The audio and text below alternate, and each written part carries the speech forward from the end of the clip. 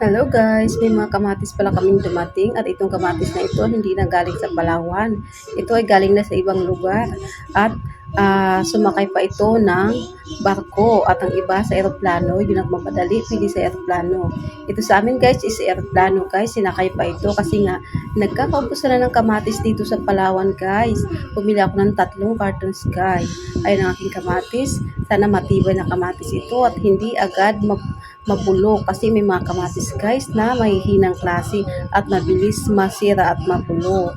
At ito na nga guys, umpisa na naman ng ah, pag-display ng aming mga paninda dahil umaga na naman, kailangan naman namin kumayod at magtinda at kumilos.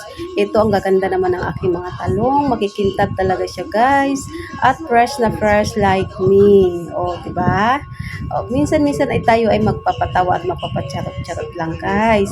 O kailangan natin magbenta ng mga gulay na mga sariwa at hindi mga panat na. Kasi kung mga panat na hindi yan papansinin, mapupunta na lang yan sa mga nitibo at hihingiin ng mga nitibo dito. At hindi pala yung nitibo guys, mga mangyan yung humihingi dito, ang mga nitibo nagtatanim. Pero yung mga mangyan nang hihingi dito, yung mga mangyan. At ganoon din guys, ang sili haba natin is fresh na fresh ang ating mga sili haba.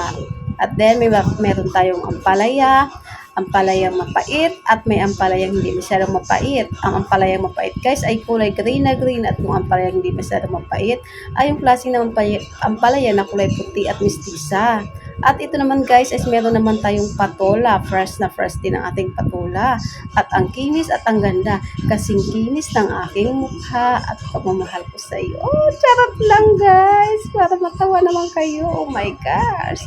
Ayan guys, magpapasaya tayo ngayon for today's video. At sana guys, ang aking video ay i-share nyo guys at i-follow nyo ako. I-follow nyo ako at i-share nyo sa mga account ninyo at na makita ng inyong mga friend na balak magtinda ng gulay katulad ko.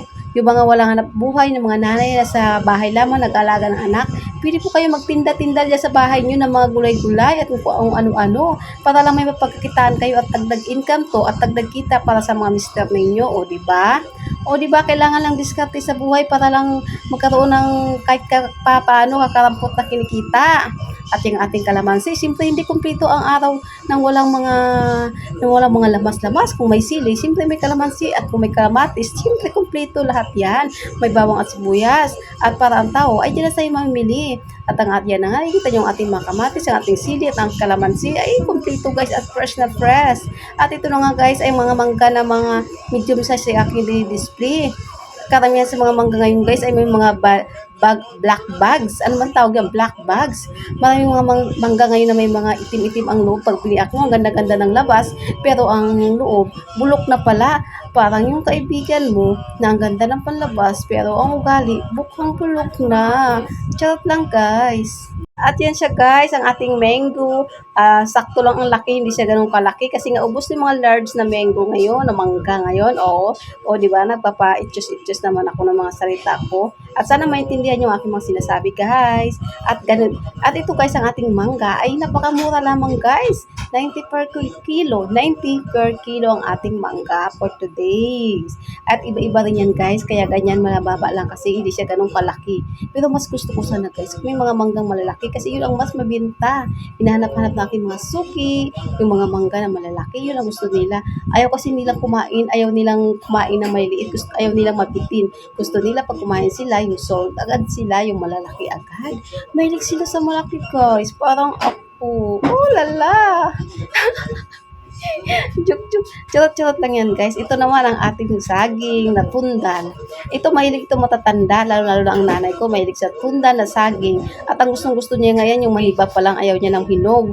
Kasi nga gusto niya ayaw niya agad na maubos. Kaya gusto niya ng hilaw pa at maniba-niba. Ayaw niya na masyadong hinog. Gusto niya pag pinapadala ko siya ng saging, yung maniba pa lang.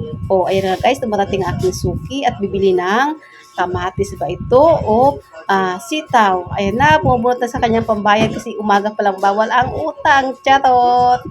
Ayan, bibili kasi nga, di ba naman, maaga pa lang guys. Bibili siya ng kamatis guys. Kasi ang kamatis natin is napakaganda ng kamatis at ang kinis-kinis katulad ko. Hahay, charot lang guys. Ang kinis ng ating kamatis na nanggaling pa sa Cebu Pacific. Charot. Yan, guys. Siyempre, ang ating mga paninda ay napakaganda at wala tayong mga pangit at wala kapintasan ng ating mga paninda sa araw na ito, guys. Lahat ng ating mga paninda ay talagang magaganda ito katulad ko. Oh, di ba? Katulad ng tindera. Oh, di ba? Ganun lang yan, guys. Kailangan, paghanap ka ng paninda kung magugulay ka, piliin mo yung magaganda. Huwag ka magtitinda ng mga pangit. Kasi yung mga pangit, hindi mapapansin, guys. Kailangan maganda agad. Kasi yung mga tao ngayon, titingnan nila yung panlabas at hindi panloob. Katulad ng kakilala mo. Panlabas ang tinitingnan nila, guys, katulad ng mga dalaga diyan, mga dalaga diyan at gusto mag-asawa, titingnan nila yung itsura. Hindi nila titingnan kung may hanap buhay ito, wala, kung may is ba ito, may pag-ibig ba ito, may PhilHealth ba ito. Ang alam nila basta gwapo, sige hala, pira, asawahin at itsura na nila. Dapat pa mag-asawa kayo, alamin niyo muna kung may kumplito ba ito, may PhilHealth, may is, may pag-ibig, para sureful na yung buhay ninyo at hindi na kayo mahirapan. At kung kayo ay mga anak at mabubuntis at madagdagan ng maraming anak ninyo, at syempre at least paano, hayain na yung buhay mo at hindi na kayo mahirapan. O, di ba? Real talk lang yun, guys, kasi narinig ko lang yun sa ate kong matapobre. Joke lang. Joke lang yun, charot-charot lang tayo, guys, ha. Huwag kayo masyadong mapikon at huwag nyo masyadong tindihin yung sinasabi ko, guys. Ito lang talaga ako, guys. Prangka, pero may laman ang aking mga salita, o, di ba?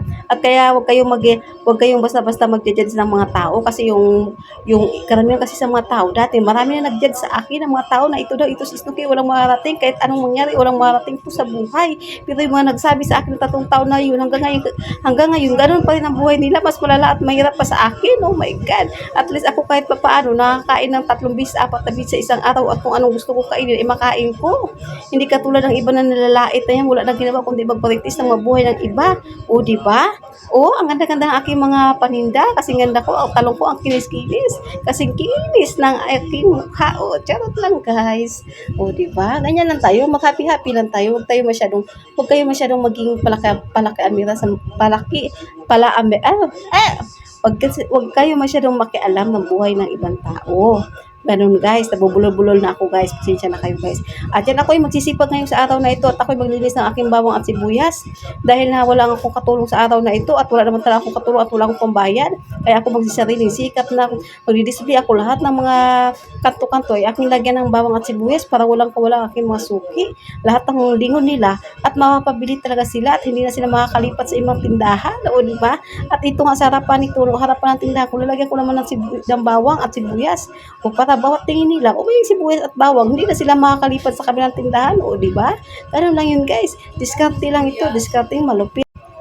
Ganito nga ako kasipag, guys, at talagang masipag ako sa sipag talaga, guys. Ito na lang aking talento, ang magsipag, dahil wala naman ako ibang talento. O, di ba? Magsisipag na lang ako at kailangan makaipon ng pera at marami pambayad sa utang.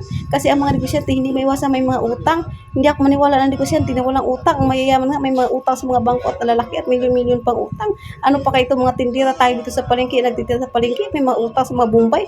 Paano itong mga Bombay at Vietnamese, wala nang hinto. Kahit ayaw mo mag-utang, pautangin ka. Uti, utang na ti, wala ako suki. Ganyan ang sabi ng mga Bombay. Kahit hindi na kumpleto ang kanilang salita, basta magpautang ka, basta good pair, papautangin ka talaga nila, guys. Sabi ko, huwag kayo magpautang-utang dahil boy, takbuhan ko kayo, huwag kayo magpautang. Hindi nyo na ako makita. Tawa lang sila, guys. Pero ang kukulit, magpautang na magpautang. O, pag magsingil, magalit, pag hindi makabayad. O, ganun lang talaga yan sila, guys. Pero mababait itong mga Vietnamese na ito, guys. Mas mababait itong mga Vietnamese kaysa mga Chinese. Charot lang, guys. O, di ba nga ganda akin ng mga sibuyas, ang ikilis, galing din yan sa inchik. Yung sibuyas bawang, guys, galing yan sa mga inchik. Binili ko sa inchik. Dahil nga pag dito na sa mga kapwa ko tindera, mamahal na. Kaya doon ako bubili sa bayan sa inchik mismo, doon sa 168 sa Super Sun. Doon, guys, mas mura ang mga paninda nila. O, di ba, kung nagtitipid kayo at mas gusto nyo medyo malaki-laking tubo, bumili kayo doon sa mga Chinese, sa mga inchik ng mga tindahan, ng mga sibuyas bawang, bunggo, at marami pa silang ibang paninda. At tapos yan sila, guys, nag-aasawa ng mga Pilipino para makakuha sila ng mga negosyo dito sa Pilipinas. O, di ba, ganyan karatayo ng mga inchik, no? Mga foreigner, kailangan mag-asawa sila ng mga Pilipino. Tapos ang karamihan sa mga asawa nila, mga nakikilala nila dyan sa mga tindera din, at masisipag. Sabagay, guys, masisipag naman at talagang umaasinso talaga sila. Sabagay, mga Chinese is masisipag at matitipid, di ba? O, unlike sa mga Pilipino, karamihan naman sa atin talaga,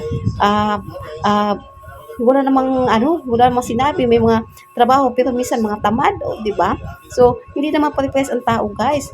So, ganito sana, guys, ang aking video, ikalat din yung video, guys, at maraming salamat, guys. Pakishare ang aking video. God bless all.